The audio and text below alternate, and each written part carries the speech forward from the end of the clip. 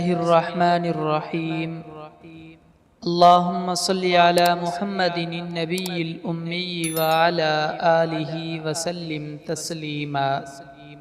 خواتین اپنے زیورات کی مکمل زکوٰۃ ادا کریں۔